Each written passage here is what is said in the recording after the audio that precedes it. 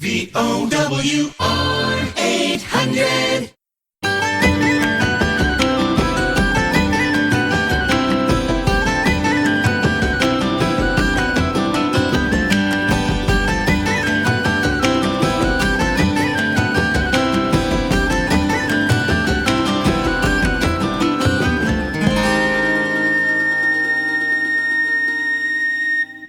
Hello and welcome to Going Strong, a show where we celebrate our vibrant culture, a culture second to none. My name is Deborah Collins, and each week I have the pleasure of chatting with Newfoundlanders or Labradorians who've made a significant contribution to our culture and who continue to keep it going strong. Today I'm chatting with one of our most prolific writers, who has just released A Company of Rogues, the final novel in a trilogy inspired by the province's first English settlement at Cupid's more than 400 years ago, who not only captures our history, but whose storytelling brings it to life, and who shows absolutely no sign of slowing down. Welcome, Trudy Morgan-Cole. Thank you. It is great to be here. Really excited to be here on the program and talking to you. Well, I'm looking forward to the chat. Obviously, I want to ask you about the Cupid's trilogy and what lured you back to 1610. But first, I want you to take me to the more recent past, your own. You've written more than 20 books up to this point.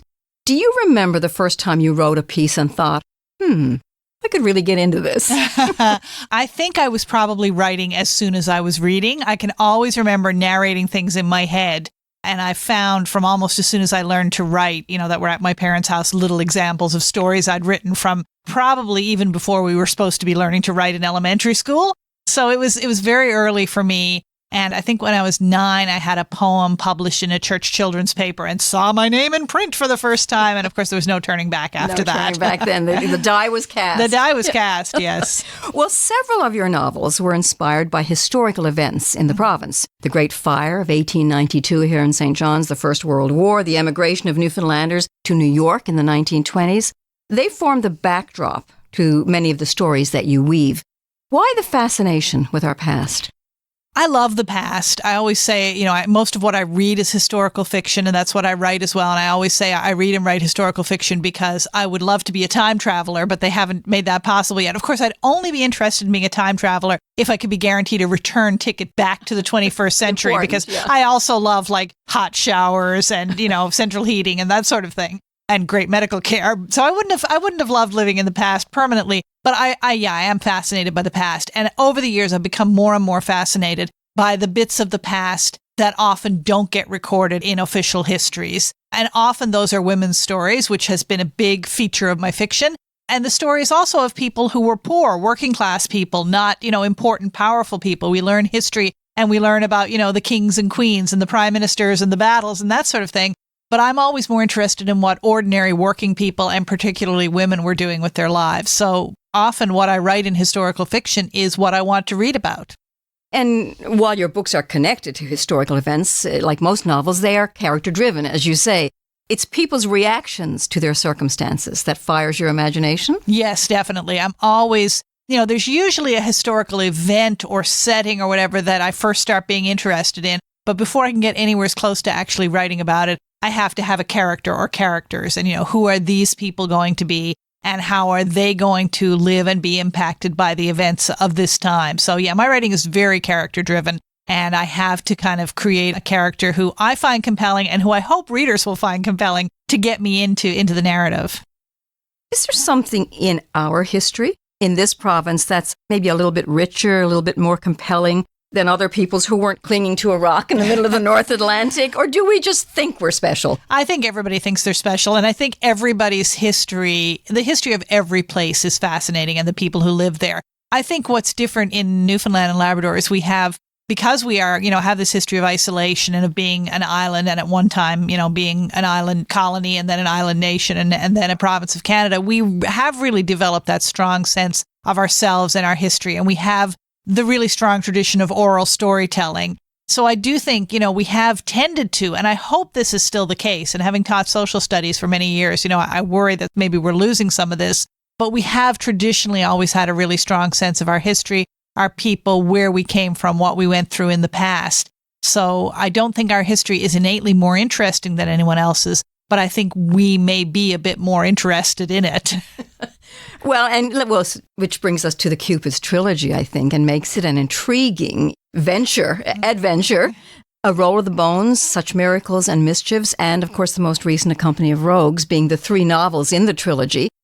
I think most Newfoundlanders know some of the basics. You know, John Guy claimed Cupids for England in 1610. We all learned that in school. It became Newfoundland's first English settlement, and he became the first governor. There's a little bit more information that comes out as well in your book. He brought 70 goats, 2 bulls, 10 heifers, and 16 women with him. I just find that fascinating. The women were listed with the livestock, oddly enough. Did you know much more than that before you were inspired to write a novel? Almost not at all. Most of the first 4 novels I wrote about Newfoundland history, based in historical fiction, were all sort of late 19th, early 20th century. So I knew things that at least people who had lived through them, if not them, certainly their parents, were still alive to talk to. Like, it's relatively recent history that I've mostly written about. And so I hadn't thought about going back that far in our history. In 2010, when they had the Cupid's 400 celebrations, there was a lot of material, of course, shared and, in media and that about the Cupid's colony. And that's where I came across that quote, which is actually from a later chronicle, listing what John Guy brought out on his second voyage in 1612, because he had brought the 39 men out in 1610, had them there for 2 years, goes back to England, comes back with this cargo of additional goods and livestock, and the women being listed along with the livestock fascinated me, because to me that's such a powerful image of how women are often treated in history.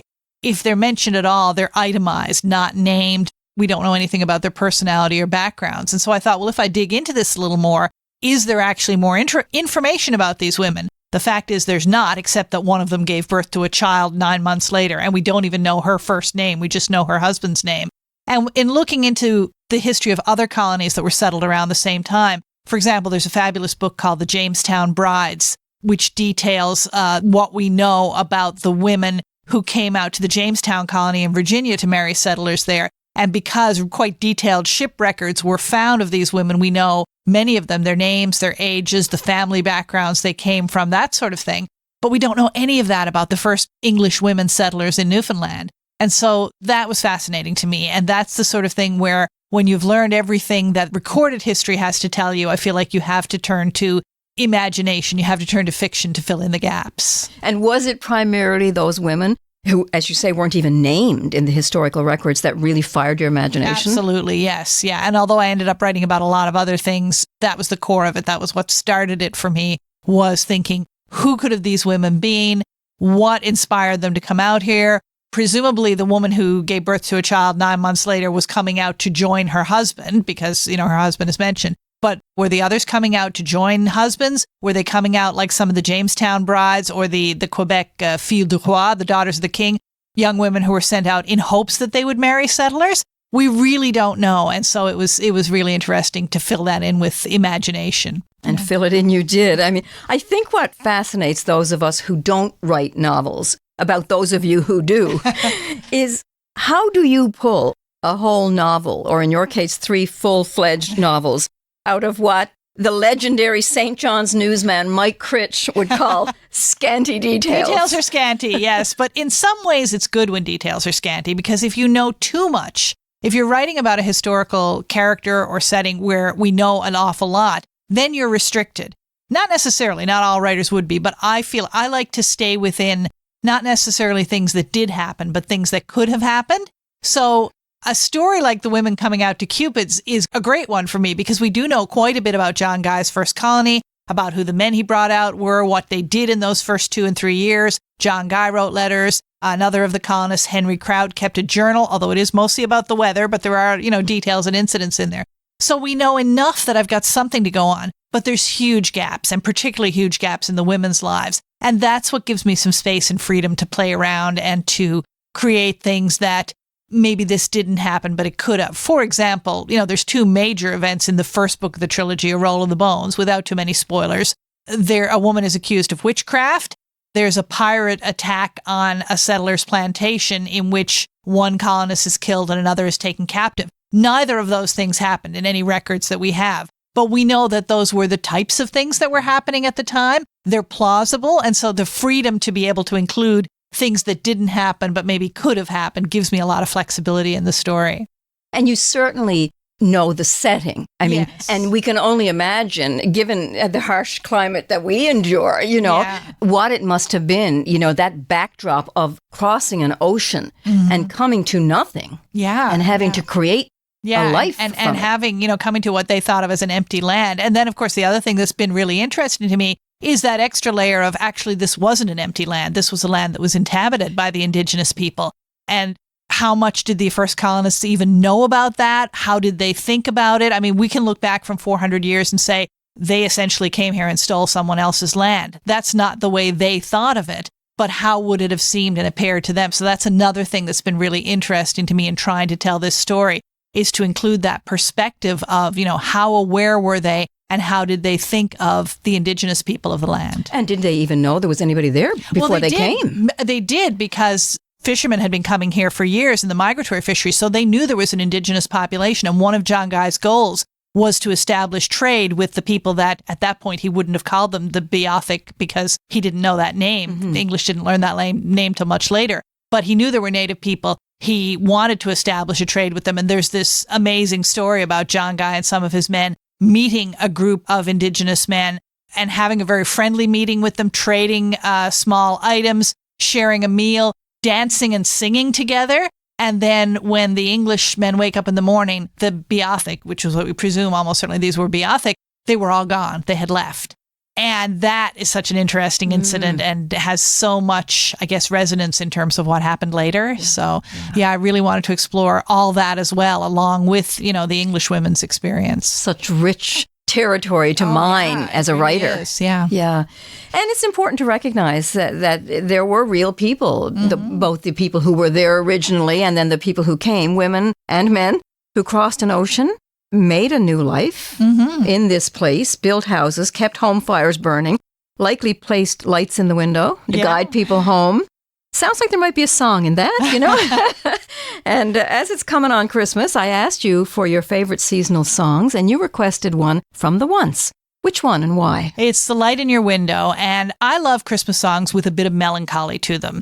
Two of my favorite of sort of the classic, Christmas songs of the 20th century are Have Yourself a Merry Little Christmas in the original version with the sadder lyrics, and I'll Be Home for Christmas, which famously finishes I'll be home for Christmas if only in my dreams. And I find The Once, The Light in Your Window, I love The Once anyway. They're one of my favorite local bands. It's got that same sense of melancholy. It's not really about coming home for Christmas. It's about wanting to be home and wanting to be with the people you love and knowing that maybe you might not be able to. Home is a huge theme for me throughout this series, particularly in the third book, A Company of Rogues, the whole idea of what does it mean to come home? What does it mean to make a home? And is home where you are, or is it the people that you're with? So all of that, I think, is present for me in thinking of this song, The Light in Your Window. Well, let's have a listen.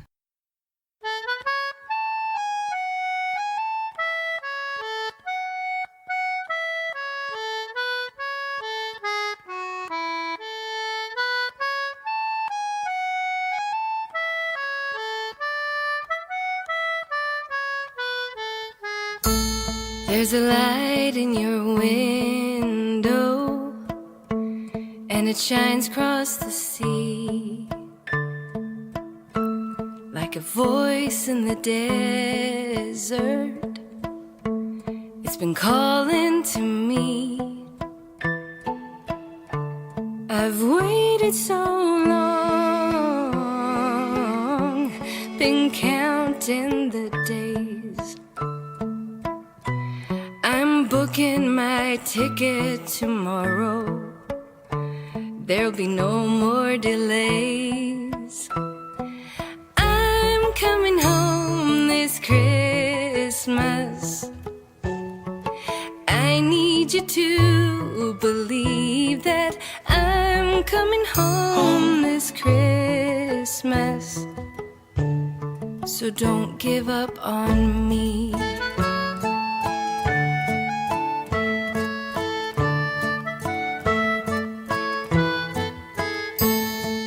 Peer through that window each night in my dreams. There's an old sad song playing, and there's lights on the tree, and your smiling face brings tears to my eyes. I wake up with no one beside me, and I realize I gotta come home this Christmas. Though you've heard it all before, but I'm coming home this Christmas. This time I know for sure. Sometimes I'm a shepherd, sometimes I'm a sheep. I was lost in the desert, I was drowning at sea, but your light in the window kept calling to me.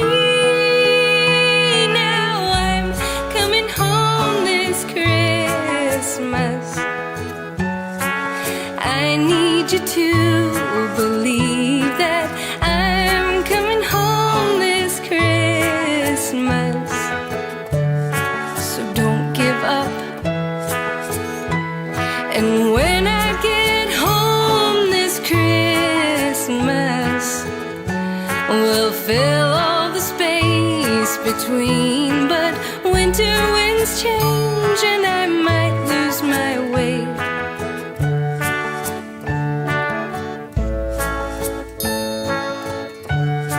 So keep that light in your window for me.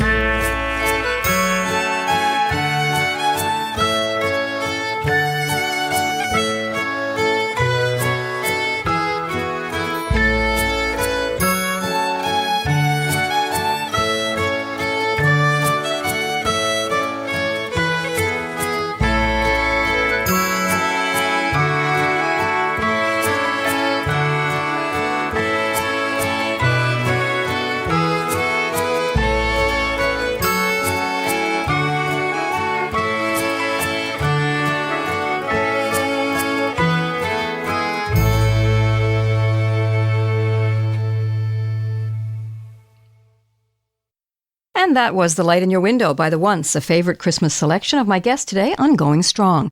Trudy Morgan-Cole is a Newfoundland writer who has just released her third novel in a trilogy based on the settlement of Cupids.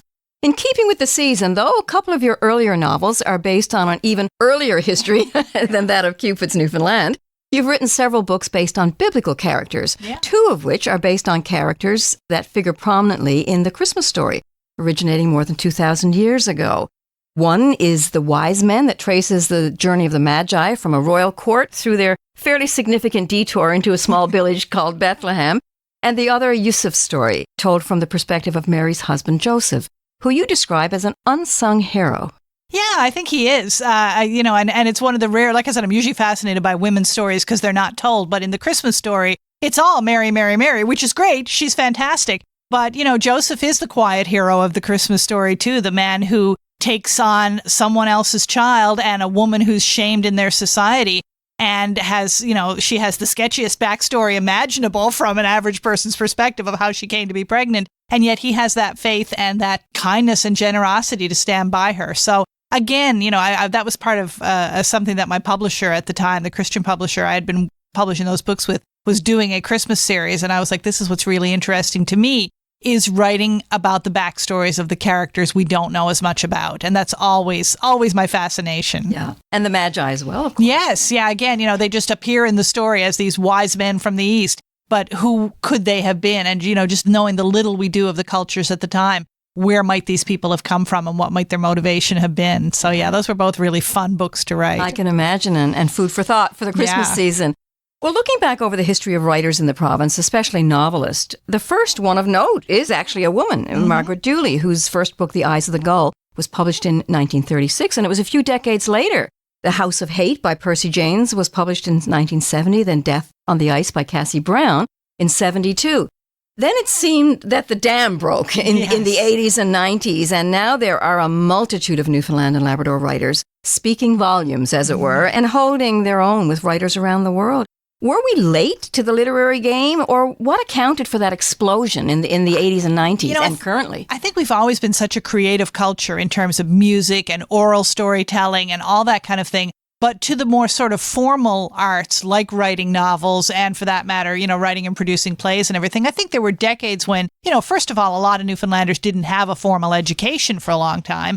And also, I think there was this almost national inferiority complex that, we can't be writing until I've heard writers of the older generation say, I never realized growing up that you could write a story set here. Everything they read was set mostly in England or in the United States. And so I think it did take decades. And that renaissance in Newfoundland writing went along with a renaissance in music and theater and, so many other areas of the arts when suddenly people started realizing, oh, we can tell our own stories in these forms and they can be great. And I feel, as someone born in the 60s, coming of age as a young adult in the 80s, being able to see all that happening around me was so inspiring. Do you think the fact that we were such good oral storytellers also factored in to the ability then to be able to put it on paper? Oh, definitely, yeah. I mean, it's a storytelling culture, I think, and that's definitely linked to the fact that we have so many writers in this province.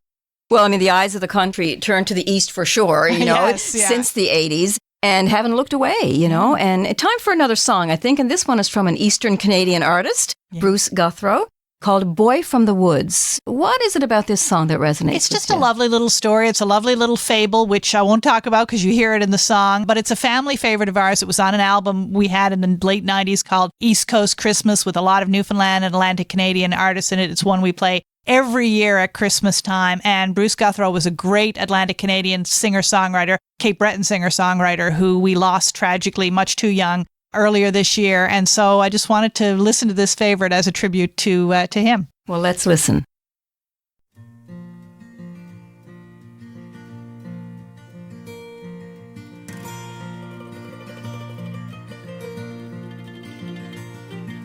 As I was walking through the woods to find a Christmas tree, I came across a small young boy, and says he to me, I know where all the best ones are for a reasonable fee. I will take you there. I smiled and said, now what an offer, how can I refuse? For such a noble deed, my boy, how much are you due? He said, now sir, I think that I will leave that up to you. Whatever you think is fair. Some faith, hope and love, a smile and maybe even a little hug,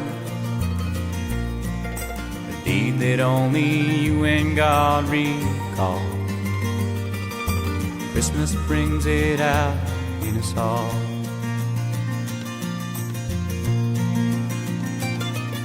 He took me to the finest tree, I'm sure, in all the land. He said, you'll have to cut it down, I'm much too small a man. And as I did, I watched him planting two more in the ground. Someone has to help to make this big old world go round. With faith, hope and love, a smile and maybe even a little hug, a deed that only you and God recall. Christmas brings it out in us all.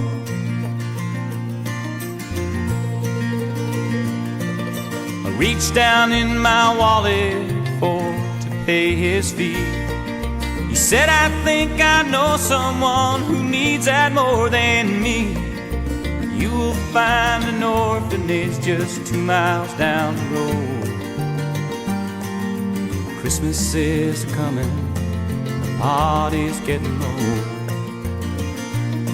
Bring faith, hope and love, smile and maybe even a hug.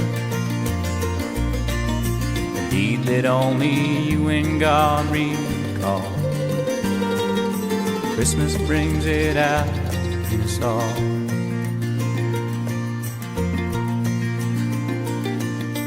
Walked into the orphanage to do all that I could. She said, I know who sent you here, the boy from the woods. Now and then someone like you comes walking through my door. Funny thing is, no one round here saw the child before.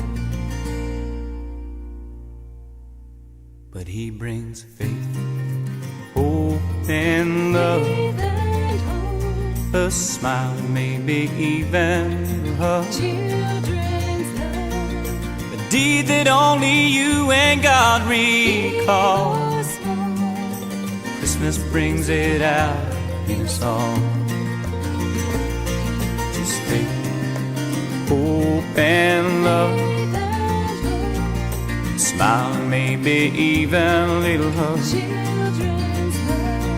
from the heart of a child out in the cold. The true meaning of Christmas unfold. And without the deeds that only you and God recall, this big old world just wouldn't turn at all.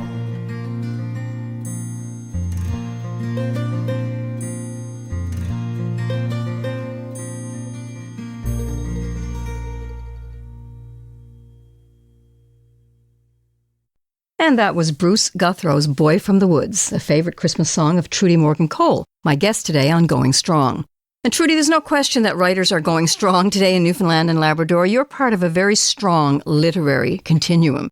Who inspired you? Were your role models, perhaps, especially locally?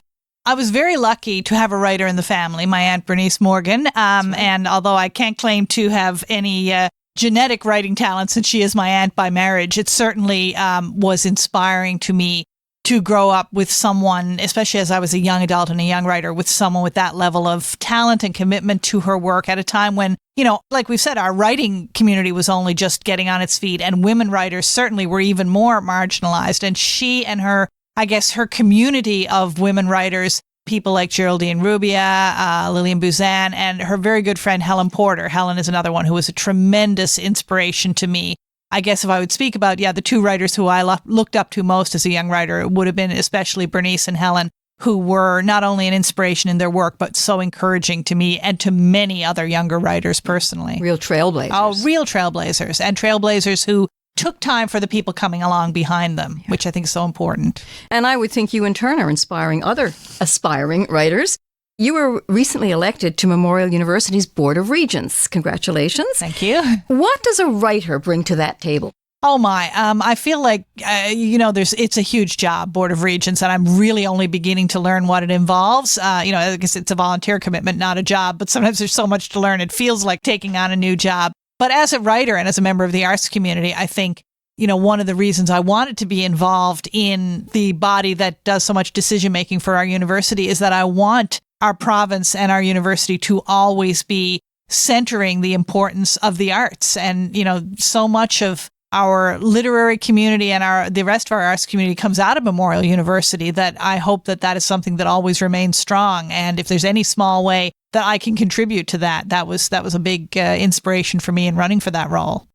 We're very quickly running out of time, but where can people find your books, and do you have any signings coming up?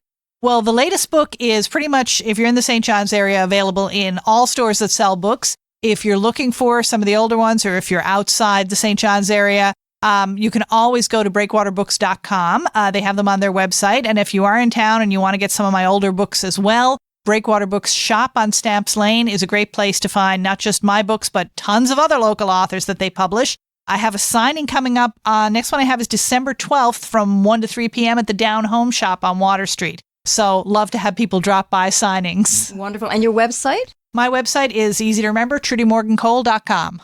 Well, now I can't let you go without asking you a very important question. Is there anything else on the horizon? Are you in the middle of a new book? And maybe what keeps you going strong? I'm not in the middle of a new book yet. I've started doing some research for one, thinking about another historical novel, and I won't say any more about that yet because it's too soon in the process, but I always have a new one in mind. I'm, experimenting with some other things, with some playwriting, which I have done a little bit of in the past, but would like to do more of. There's always things, and I think that's one of the things that keeps me going strong is that I'm so curious. I'm always interested in people's stories, interested in the past, and so sometimes it's just my own curiosity, at least as a writer, that keeps me going strong. As a person, what keeps me going strong, I guess, faith and community, really. My faith and also the people that I love, the people that are important to me. I think for all of us, that's really what keeps us going strong. Nicely put. You have a way with words. I hope so. Well, thank you for all you've written, and thanks for being here today. And that was Going Strong for this week, folks. I'm your host, Deborah Collins, inviting you to join us again next Tuesday at 7:30, right here on VOWR.